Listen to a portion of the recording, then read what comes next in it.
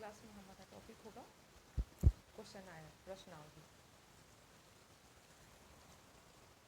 Tools of evaluation and measurement हमारा यही topic चल रहा है।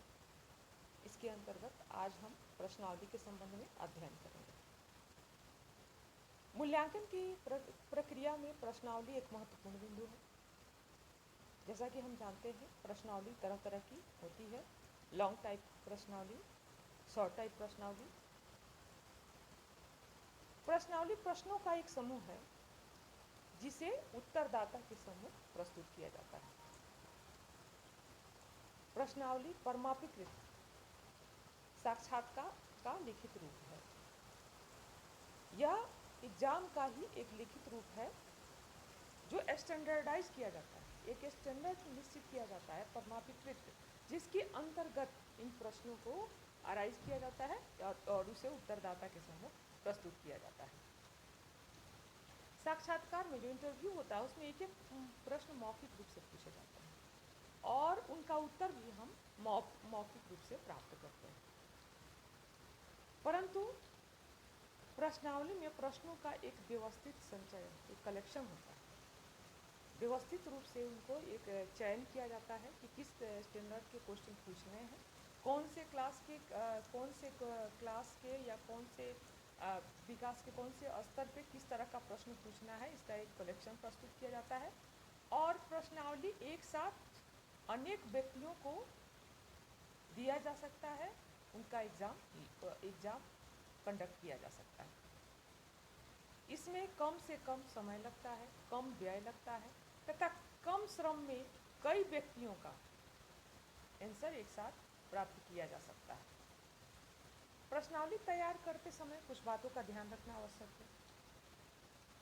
प्रश्नावली के साथ मुखपत्र, कवरिंग लेटर अवश्य संलग्न करना चाहिए, जिसमें प्रश्नावली को प्रशासित करने के उद्देश्य का स्पष्ट उल्लेख किया हुआ है।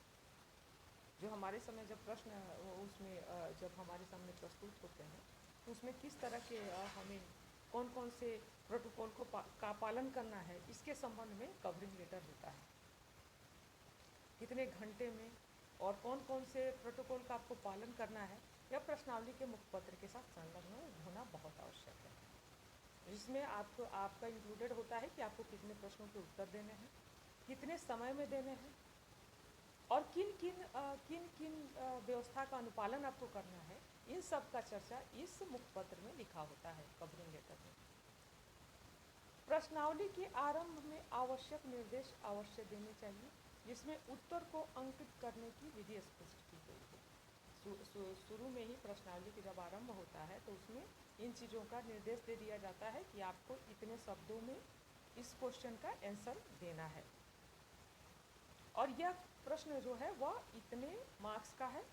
तो ये चीज़ें जो है वह प्रश्नावली के आरंभ में अंकित कर दी जानी चाहिए। प्रश्नावली में सम्मिलित प्रश्न आकार के दृष्टि से छोटे तथा बोधगम्य होने चाहिए। जो प्रश्न अराइज होने चाहिए वो बोधगम्य, मतलब उसकी बौद्धिक स्तर उसका सही होना चाहिए। प्रत्येक प्रश्न में केवल एक ही विचार को प्रस्तुत किया जाना चाहिए। प्रत्येक प्रश्न जो दिया जाता है वो विषय वस्तु से संबंधित, उसके संबंध में एक ही विचार स्पष्ट हो। प्रश्नावली में प्रयुक्त तकनीकी जटिल शब्दों के अर्थ को स्पष्ट कर देना चाहिए। उसमें जो जटिल शब्द होते हैं, जो कठिन शब्द हम यूज करते हैं, उनका अर्थ स्पष्ट होना चाहिए। प्रश्नों में एक साथ दोहरी नकारात्मकता, एक साथ दोहरी मतलब नकारात्मकता का प्रयोग नहीं करना चाहिए। डबल निगेशन नहीं होना चाहिए प्रश्न अराइज करते समय। प्रश्नों का उत्तर देने में उत्तरदाता को सरलता होनी चाहिए। उत्तरदाता जब प्रश्नों को दे तो वो विषय वस्तु से, अगर उसे वैसे ही प्रश्न देने चाहिए जो विषय वस्तु से संबंधित हो, जिसे पहले पढ़ाया जा चुका हो और जिसमें जो क्लास में उस तरह के क्वेश्चन किए गए हों और उस विषय वस्तु से संबंधित क्लास में अध्ययन किया गया। प्रश्नावली में सम्मिलित प्रश्नों के उत्तर का स्वरूप इस प्रकार का होना चाहिए कि उनका संख्यात्मक विश्लेषण किया जा सके। जो भी प्रश्न हम देते हैं प्रश्नावली से जिन प्रश्नों को दिया जाए उनको उनका विश्लेषण न्यूमेरिकल एनालिसिस, नंबर बेसिस पर इनको नंबर जिस हिसाब से देना हो दिया जा सके, इस प्रकार के प्रश्नों को उसमें इंक्लूड करना चाहिए। प्रश्नावली बहुत अधिक बड़ी नहीं होनी चाहिए, लॉन्ग टाइप क्वेश्चन में भी वो बोधगम्य होना चाहिए और बहुत ज़्यादा लंबा नहीं होना चाहिए, वह विषय वस्तु से संबंधित होना चाहिए। प्रश्नावली प्रत्यक्ष संपर्क के द्वारा भी प्रशासित की जाती है तथा डाक द्वारा भेजकर भी आवश्यक सूचनाएं प्राप्त की जा सकती है। उत्तर प्रदान के आधार पर प्रश्नावली दो प्रकार की हो सकती है, प्रतिबंधित प्रश्नावली और मुक्त प्रश्नावली। प्रतिबंधित प्रश्नावली में दिए गए उत्तरों में से किसी एक उत्तर का चयन करना ही होता है। यह हमारा वस्तुनिष्ठ स्टाइल हुआ कि जिसमें 4 ऑप्शन दिए रहते हैं, आपको एक आंसर का चयन करना ही होगा। तो यह हो गया प्रतिबंधित प्रश्नावली।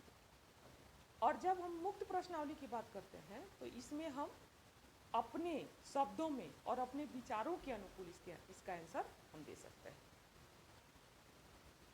और जब दोनों प्रकार के प्रश्नों को इंक्लूडेड करके एक प्रश्न पत्र बनाया जाता है तो वह प्रश्नावली जो है मिक्स्ड क्वेश्चनर आएगा। तो यह हमने प्रश्नावली के संबंध में, क्वेश्चनर के संबंध में हमने आज चर्चा किया। अगला हमारा टॉपिक है निर्धारण मापनी, रेटिंग स्केल। रेटिंग स्केल क्या है, निर्धारण मापनी क्या है? हमारे प्रैक्टिकल के जो क्लासेज हुए हैं जिसमें हमारी पाठ्य योजना हमने बनाया है, उसमें आपको एक रेटिंग स्केल का मॉडल देखने को मिला। ये रेटिंग स्केल कैसे तैयार किया जाता है, इसके बारे में आज डिटेल चर्चा करते हैं। तो निर्धारण मापनी किसी व्यक्ति के गुणों का गुणात्मक विवरण प्रस्तुत करती है। रेटिंग स्केल में व्यक्ति ने किन गुणों को कहाँ तक प्राप्त किया हुआ है और उसके विकास का स्तर कहाँ तक पहुँचा है, उनके गुणों का क्या स्तर है, यह जो है वह निर्धारण रेटिंग स्केल के द्वारा स्पष्ट किया जाता है। निर्धारण मापनी की सहायता से व्यक्ति में उपस्थित गुणों की सीमा अथवा गहनता को मापने का प्रयास किया जाता है। वो बौद्धिक रूप से उसने कितनी गहन रूप से अध्ययन किया है और वह किस प्रकार के गुणों का उसके अंदर प्रादुर्भाव हुआ है, उसने गुणों के किस स्तर को प्राप्त किया है, यह निर्धारण रेटिंग स्केल के द्वारा हम माप सकते हैं। ये कई प्रकार से हो सकते हैं, जैसे कि चेकलिस्ट, आंकिक मापनी, ग्राफिक मापनी, क्रमिक मापनी, स्थानिक मापनी तथा बाह्य चयन मापनी। यह मापनी का कई प्रकार हो गए जिसके माध्यम से इस मापन की प्रक्रिया को हम संपन्न कर सकते हैं। तो चलिए इस पर चर्चा करते हैं कि आंकिक मापनी, चेकलिस्ट क्या है। तो जब किसी व्यक्ति में गुण की उपस्थिति या अनुपस्थिति का ज्ञान करना होता है कि उसमें गुण है या नहीं है, तब चेकलिस्ट का प्रयोग किया जाता है। इसमें कुछ कथन दिए होते हैं और जो वह गुण उस शिक्षार्थी में है या नहीं है, वह गुण उपस्थित है या अनुपस्थित है, इस चीज को यह इंगित करता है। तो और निर्णायक जो होता है उसके कथनों से सही या गलत होने की स्थिति को चिन्ह लगाकर बता दिया जाता है। निर्णायक के उत्तरों के आधार पर व्यक्ति में मौजूद गुण की मात्रा का पता लगाया जाता है। तो जब किसी गुण के किस व्यक्ति में कितना गुण का स्तर कौन सा है, तो यह चेकलिस्ट के द्वारा पता लगाया जाता है। अब आता है आंकिक मापनी। आंकिक मापनी में दिए गए कथनों के हाँ या नहीं के रूप में उत्तर दिया जाता है। प्रत्येक कथन के लिए कुछ बिंदु जैसे कि पॉइंट्स दिए जाते हैं, जैसे 2, 3, 4, 5 इत्यादि। और कथन के प्रति जो शिक्षार्थी होता है, जो विद्यार्थी है, उसके सहमति असहमति की सीमा को ज्ञात किया जाता है। तो वह सहमत है या नहीं विषय वस्तु से। तो इन चीज़ों को उसके सामने क्वेश्चन किया जाता है और उसकी सहमति और असहमति को लिया जाता है। और इस प्रकार से जो निर्णय करता होता है वह क्या करता है, प्रत्येक कथन के आधार पर उस सहमति और असहमति को जानता है तथा इसका योग करके गुण की मात्रा को ज्ञात करता है। क्वेश्चन किया जाता है और जिस प्रकार का शिक्षार्थी, जिस प्रकार का प्रयोज्यकर्ता वो अपना आंसर देता है, तो उसी के आधार पर वह उसके गुण का निर्धारण किया जाता है। तो इसमें क्या होता है कि कुछ पॉइंट्स दिए जाते हैं और उसी पॉइंट्स को जोड़ के हम पता करते हैं कि उसमें कितने गुण हैं और कितने गुण नहीं हैं। तो यह आंकिक मापनी हो गया। आगे है ग्राफिक मापनी, जैसे कि आप इसके सबसे देखिए कि ग्राफ के आधार पर उसके गुणों का को मापना। तो ग्राफिक मापनी में आंकिक मापनी के समान वह भी होता है, इसमें भी सहमति और असहमति ली जाती है। और लेकिन इसमें क्या होता है कि चूंकि ये ग्राफिक है तो इसमें क्षैतिज एक रेखा के रूप में इसे प्रस्तुत किया जाता है, इसे अंक के रूप में। वो आंकिक में जैसे अंक, उसी तरह ग्राफिक में एक रेखा के आधार पर उसके सहमति या असहमति के उसके गुणों का ज्ञान किया जाता है। तो इसमें जो भी शिक्षार्थी या जो भी अभियोजकर्ता होता है जिसे हम प्रश्न पूछते हैं, तो जब वो उसका उत्तर देता है तो उसी के आधार पर हम एक निशान लगाकर वह उसके गुण और अवगुण जो भी उसने प्राप्त किया है उसकी अभिव्यक्ति को हम पता करते हैं। और इन क्षैतिज रेखाओं पर निर्णयकर्ता जो निशान लगाता है उसके आधार पर गुण की मात्रा का ज्ञान किया जाता है। अब आता है क्रमिक मापनी। तो क्रमिक मापनी जो है तो ऑर्डरिंग स्केल हो गया। तो इसमें निर्णयकर्ता के किसी गुण की मात्रा के विषय में जानकारी न लेकर उनके उपगुण, जो एक्स्ट्रा उनके अंदर जो गुण हैं, उनको पहले प्रकट किया जाता है और उनके आधार पर उनके गुणों का निर्धारण किया जाता है। तो जैसे कि आप देख रहे हैं किसी ऑर्डर में, तो इसमें उपगुणों का भी उल्लेख होता है कि पहले उनमें क्या क्या और भी एक्स्ट्रा गुण हैं, उनके आधार पर उनके मेन गुणों का पता लगाया जाता है और फिर उसके आधार पर इसको तैयार किया जाता है। अब आता है स्थानिक मापनी। स्थानिक मापनी क्या है? तो इसमें विभिन्न वस्तुओं, व्यक्तियों या कथनों को किसी विशेष संदर्भ में, इसको विशेष संदर्भ में दर्शाया जाता है और इसमें दशांक, शतांक आदि प्रश्न इस टाइप के हम अंक प्रदान करते हैं। दशांक में या शतांक में इस टाइप का स्थानिक मापनी में इस प्रकार के आपको रेटिंग दिए जाते हैं। बाह्य चयन मापनी, इसमें प्रत्येक प्रश्न के लिए 2 या 2 से अधिक उत्तर होते हैं और व्यक्ति को इनमें से किसी एक उत्तर का चयन अवश्य करना पड़ता है और उसी के आधार पर उसके गुण और अवगुणों का मापन होता है। अब दूसरा हमारा टॉपिक है प्रक्षेपीय तकनीक, प्रोजेक्टिव टेक्निक। तो प्रक्षेपीय तकनीकी की सर्वाधिक महत्वपूर्ण विशेषता व्यक्ति के अचेतन पक्ष का मापन।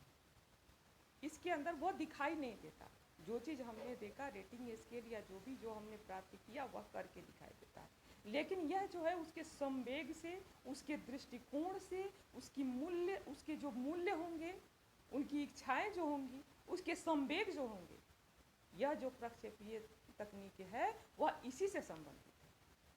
तो उसका मापन कैसे करेंगे? उसके गुणों का, उसकी आवश्यकताओं का इत्यादि का मापन कैसे करेंगे? तो इसके आधार पर इस प्रक्षेपीय तकनीकी का हम प्रस्तुत करेंगे। तो इसमें एक उद्दीपन प्रस्तुत करेंगे। उद्दीपन क्या है कि एक ऐसा वातावरण जिसको देख के हम वो जो शिक्षार्थी है जिसको हम सिखा रहे हैं उसके किस प्रकार के विचार, उसका क्या दृष्टिकोण, उसका कैसा संवेग या उसके कौन से गुण, ये किस प्रकार प्रकट होते हैं। तो इसके लिए हमें एक उद्दीपन की सहायता लेनी होगी। उस प्रकार का वातावरण तैयार करना होगा, एक ऐसा एटमॉस्फेयर होगा जिसके अंतर्गत जिसको देख के वो रिएक्ट करे, और जब वह रिएक्ट करेगा तो इन गुणों का उसका जो है वो गुण उभर के आएंगे और उसी के आधार पर उसका मापन किया जा सकेगा। तो इसके आधार पर इसका, तो चूंकि उन गुणों को वो अंदर के हमारे आंतरिक गुण हैं, तो उनको बाहर लाने के लिए यह एक वातावरण, एक उद्दीपक की आवश्यकता होगी। तो यही साहचर्य तकनीक जैसे में व्यक्ति के सम्मुख अलग अलग, जैसे कि साहचर्य तकनीक, रचना तकनीक, पूर्ति तकनीक, क्रम तकनीक, अभिव्यक्ति तकनीक, यह जो है प्रक्षेपीय तकनीक के प्रकार है। तो आइए साहचर्य तकनीक पर पहले चर्चा करते हैं। तो इसमें व्यक्ति के सम्मुख कोई उद्दीपक प्रस्तुत कर, जैसे कोई नाटक प्रस्तुत कर दिया गया और उस नाटक के प्रति अब बालक को अपनी प्रतिक्रिया देनी है, शिक्षार्थी को अपनी प्रतिक्रिया देनी है। तो तो और जब वह प्रतिक्रिया देता है तो उसी के विश्लेषण के आधार पर हम उसके दृष्टिकोण, उसके संवेग, उसकी आवश्यकताएं और उसके विचारों को हम जान पाएंगे। रचना तकनीक में व्यक्ति के सामने कोई उद्दीपक, हमेशा एक एटमॉस्फेयर चाहिए, तो एक उद्दीपक प्रस्तुत कर दिया जाता है और जिसमें उसको कोई चित्र या रचना करने के लिए, कोई मॉडल बनाने के लिए कहा जाता है और उस रचना का विश्लेषण करके यह जाना जाता है कि व्यक्ति में किस प्रकार के गुण हैं और वह किस प्रकार के संवेग, उसमें क्या आवश्यकताएं हैं, उसमें क्या गुण है, उसका दृष्टिकोण कैसा है, उसके मूल्य कैसे हैं, इनका पता उस रचना तकनीक के द्वारा हम कर सकते हैं। पूर्ण तकनीक, इसमें किसी अधूरी रचना को दे दिया जाता है, वही उद्दीपन होता है, एक अधूरी रचना जिसे आपको पूरा करना होता है। तो जब वह उन चीज़ों को पूरा करता है तो अपने बुद्धि, अपने विवेक, अपने संवेग, अपने अंदर के गुणों को प्रदर्शित करता है। तो इस पूर्ण तकनीक के आधार पर भी उसके गुणों को हम मापन कर सकते हैं कि उसने किस प्रकार से उस अधूरी तस्वीर को या उस अधूरी रचना को, उस मॉडल को पूरा किया। क्रम तकनीक, इसमें व्यक्ति के समक्ष उद्दीपन के रूप में कुछ शब्द, कुछ कथन, कुछ शब्द रख दिए जाते हैं, कोई पहेली रख दी जाती है, कोई चित्र, कोई वस्तु, कोई मॉडल आदि रख दिया जाता है और इन्हें कहा जाता है कि वो क्रम में व्यवस्थित करें। क्रम में व्यवस्थित करना होता है और इस क्रमबद्ध तरीके से जो वो इन्हें व्यवस्थित करता है, उसे अरेंज करता है, तो उसी का विश्लेषण करके हम इस क्रम तकनीकी के द्वारा भी इसका मापन कर सकते हैं। अभिव्यक्ति तकनीकी, इसमें व्यक्ति को प्रस्तुत किए गए उद्दीपन पर अपनी प्रतिक्रिया विस्तार में अभिव्यक्त करनी पड़ती है। जो उसके सामने मॉडल हम प्रस्तुत करते हैं, जो उद्दीपन उसके सामने लाते हैं, तो उसके बारे में उसका डिटेल हम शिक्षार्थी से प्राप्त करते हैं और जो वह अभिव्यक्ति वह प्रस्तुत करता है, जो विश्लेषण वह देता है, इनसे उन गुणों का पता लगाया जाता है।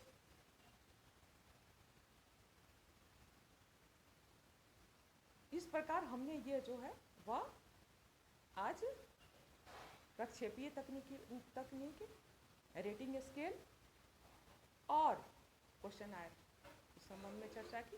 नेक्स्ट लेक्चर में इसके आगे के टॉपिक पर चर्चा करेंगे। Thank you.